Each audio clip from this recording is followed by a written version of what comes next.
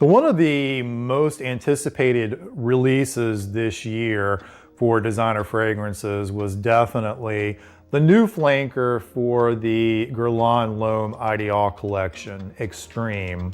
And what really added to that anticipation was the fact that here in the States, it wasn't readily available for quite a while. It's only been in the last few months that this has been available on various websites to purchase here. And that was something that it was a little frustrating for me because I could not wait to try this just to see what it was all about, whether or not it was going to be a needed addition to this collection, because this is now fragrance number 7 in the Ideal collection. And that's been, you know, a huge topic for debate ever since they started adding flankers to the lineup.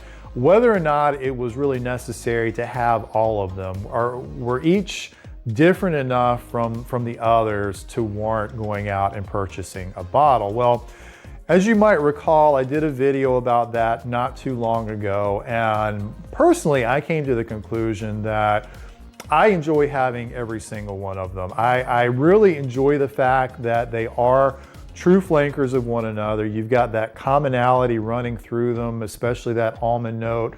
But at the same time, you know, taking away some notes, adding some other notes, it really gave each fragrance its own individuality, its own uniqueness. And so I'm very happy to have all of them. And I feel the same way about Extreme. In the same way, it's the fact that, you know, they've taken out some things and they've added others. In particular, what I'm really happy that they've added to this particular composition is the note of tobacco, which just happens to be one of my favorite all-time notes.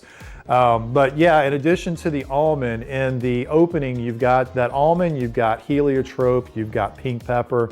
In the mid, you have plum, cinnamon, heliotrope, and in that base, you've got the tobacco, leather, patchouli, and cedar. So really, the elements that really come together to make this one stand apart are, yes, that tobacco, that very interesting note of plum, and also the cinnamon. So it really, to me, when I spray this, I do get hints of the eau de parfum, which has always been my favorite out of the collection. And it also reminds me a little bit of the La Intense, just because of the spiciness of it, the heat that it gives you. But yeah, truly on skin, this kind of radiates. You feel like that there is just like this inch or two of heat, of warmth that just kind of rises off of your skin when you spray this on.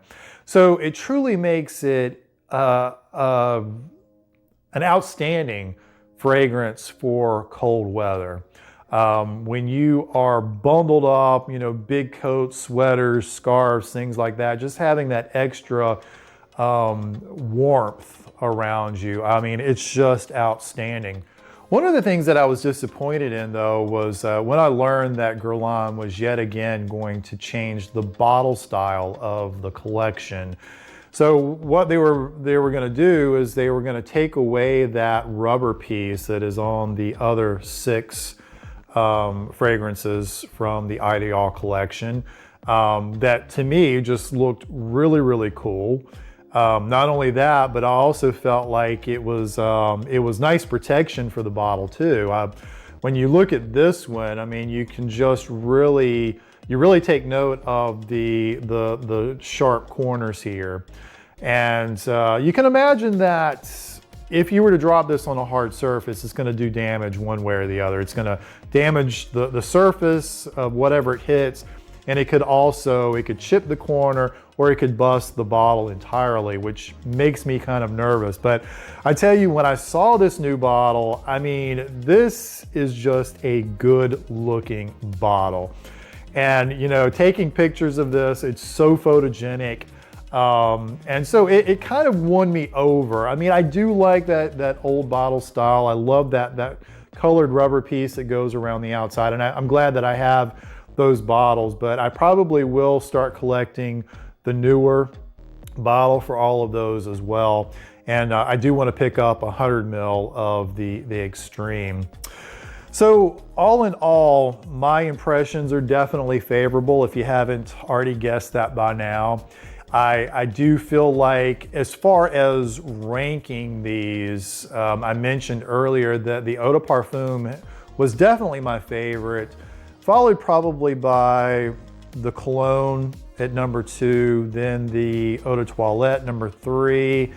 But Extreme is very slowly inching its way up. I mean, it's definitely number 2 right now, but it's really threatening to overtake the Eau de Parfum in the number 1 spot, because I'm